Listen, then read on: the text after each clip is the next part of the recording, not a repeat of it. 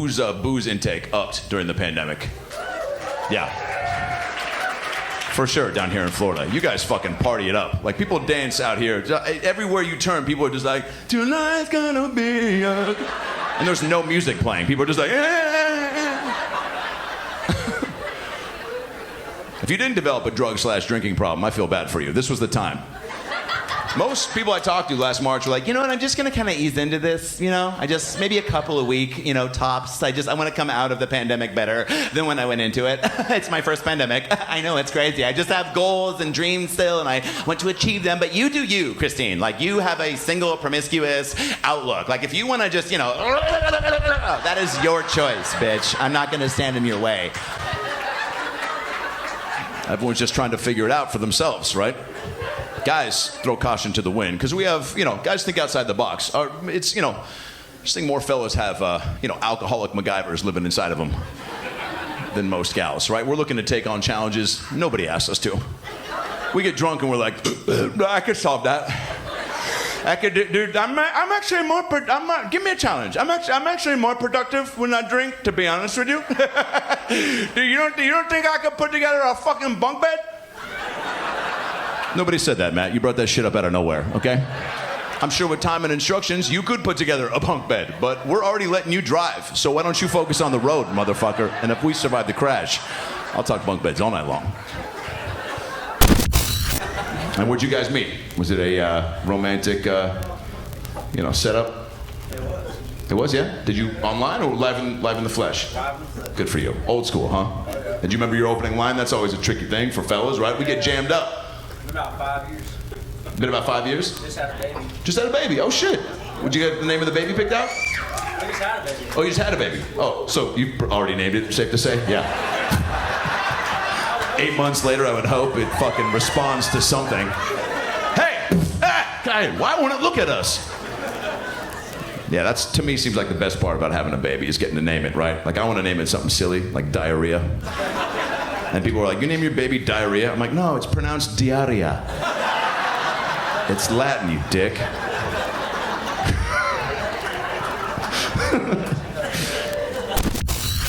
But you girls have more substantial conversations, right? Get to more of the core of what's going on. Guys just power through despite whatever debaucherous results are produced. But girls just have, you just way more, just I can't drink everything anymore. Have a deal with me. What's the old Kimberly? I put that on Facebook. I don't know why you didn't like it, but fucking I'm still gonna do it. It's my journey. I have to be sober October for Emily. She's new. Her cat just died. Her boyfriend didn't wish her happy birthday on Facebook. It's been a rough month for her, and I just want to be there for her. She's so brave. I love when girls toss that word around, by the way. She's so brave when it doesn't really apply. You guys are so good at that. It's just like, she is so brave. Do you know how brave Emily is? So last week, she went to Travis's birthday, and guess who was there? Craig, yeah. And they dated for a month, and he was there. And she saw him because she went, and he was there, and knew he was going to be there, and she went anyway. And saw him because he was there, because he lives there, and she saw him, and knew he was going to be there because she's been there before, and she saw him, and knew she was going to see him, and went anyway. She is so brave. Yeah. Guy version's a little different. It's like, did you hear Steve fuck that stripper in Tijuana without a rubber? He is so brave. I would never do that. I would never. He has everything now, except COVID. They both wore masks, which I thought was odd. It was actually her idea to wear the mask.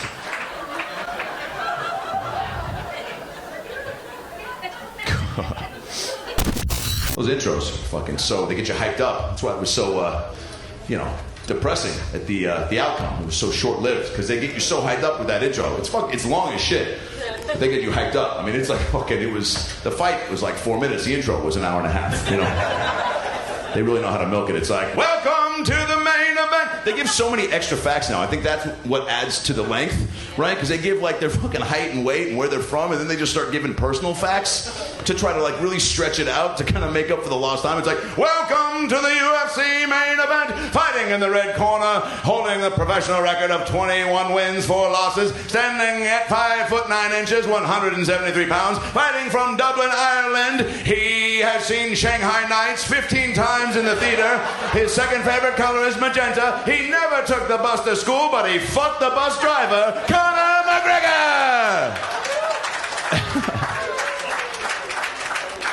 Yeah. so your kid is 1? Great. And what's his name or her name? Ashton. It's a cool name. It's a lot of pressure.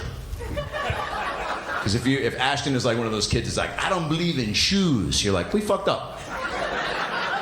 You know, because that's a cool guy named Ashton, right? He's very cool. At 1, you can tell, huh? What is he doing? At 1, that is so fucking impressive. You should see him like stare at beans. It's like he knows that they're not magical. What is he doing at 1 for real though? That's cool that you guys have that much confidence in him. Oh, somebody take her keys. Yeah. Look at you just falling into people. I'm driving. You're driving? Yeah. As he takes a healthy sip of a Bud Light. By the way, that was like a Bud Light commercial. I don't know if you guys could see. This motherfucker watches his fucking hammered wife stumble into a romantic love tale and then looks at me and goes, don't worry, I'm driving. Bud Light, where DUIs are what make us American. Oh my God, dude. Your timing was amazing. And you look like a guy that has a DUI. So that was perfect. That mustache is just fucking has some stories to tell, doesn't it? Did you remember what he said to you that kind of made you go, oh, fucking look at this guy? You don't remember? Yeah, it's all blur, huh? Just so lost in his eyes. Yeah.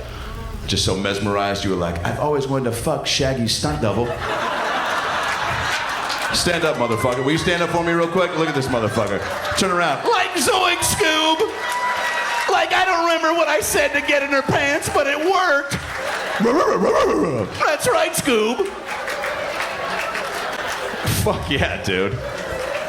Fuck yeah, I knew I recognized you from the television. I'm starstruck right now. Like I met her at Flaggers Beach, Scoob.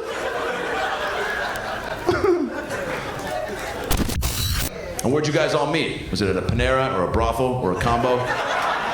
Some glory hole that you came to on the wrong day? Hey, is this the 10 a.m. glory hole I read about on Craigslist? Is Randy here? He was the bag boy. He was the bag boy? Yeah. At where? At the strip club? Yeah. Sir, why don't you let me handle the jokes from here on out, okay? Because that didn't even fucking make sense. I love that you committed to the moment. You saw an opportunity to embarrass yourself in front of strangers and you took it. You're used to it? Look at you. Self-deprecating. I like that, sir. Now, why are you used to it? Is it because of the woman that's sitting across from you? Does she give you a lot of fucking toot? Yeah? You look like someone that's like, Jerry, the trash has been there for 14 minutes. If you want me to give you an over-the-pants hand job, take it out. You seem like someone that hasn't touched a wiener in years, but that's fine. Now, how long have you guys been married? 54. 54? Fuck, all right. Well, now help squash that rumor that I started. Tell me, are you guys still pumping away? 54 years later? Yeah? It gets a little dicey, right? You gotta schedule it out, probably bring some toys in. Fucking Anal Andy's probably like, I got 10 different vibrators you can borrow, right? Good for you guys. Keep it fresh, right? PB's finest right here. Fuck yeah. 54 years. What's the secret? 54 years. Because you guys, you know, I've been seeing you guys spend an exuberant amount of time on that fucking bill, by the way. So clearly, you're still having some issues being on the same page. The last 20 minutes, you guys, I wish you could have seen, they have just been fucking like, I was just trying to like focus out here, but like just, he was like, hey, fucking, you carry the 2. She's like, you don't carry the 2, you fucking idiot. Just fucking back and forth. We didn't get the nachos. He's like, we did get the nachos, but we asked for the beans on the side. Well, they added the beans. Well, fucking take it back. I'm right, yeah. I know I'm right, motherfucker. You're 4 feet away from me. I listened to that entire conversation.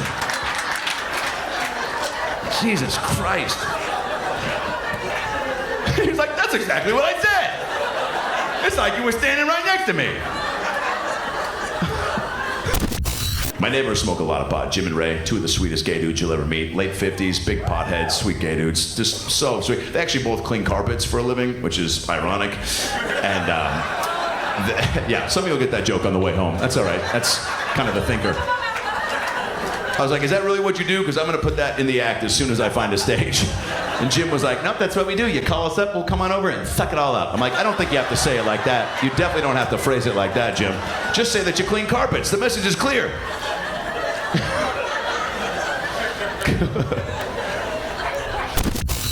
Last time I was home, we played Cards Against Humanity. 'Cause my mom's just a gangster. It's not a game for 71-year-old gals, but she's doesn't want to miss out. She got hardcore FOMO. She comes out and she's like, "You guys, I know it's late, 2 a.m., but I took 15 Ambien and I just can't fall asleep." And I was like, "Yeah, Mom, it's your house. You know, I'd love to have you kick it, and I'd love to be around when those Ambien do take effect, you know." Because I've smoked pot with my mom a few times to help alleviate your arthritis, and fucking, dude, she's just sitting in the kitchen watching her. She's like, "Well, how would you guys like some Frosted Flake nachos?" You're like, "You read my fucking mind. Yes, I didn't even know that was a thing." So who knows what you'll fucking cook up on Ambien, you know? You want a Cool Whip Dorito pizza? Fucking yes. Can I jerk off while you're making it? That sounds unbelievable.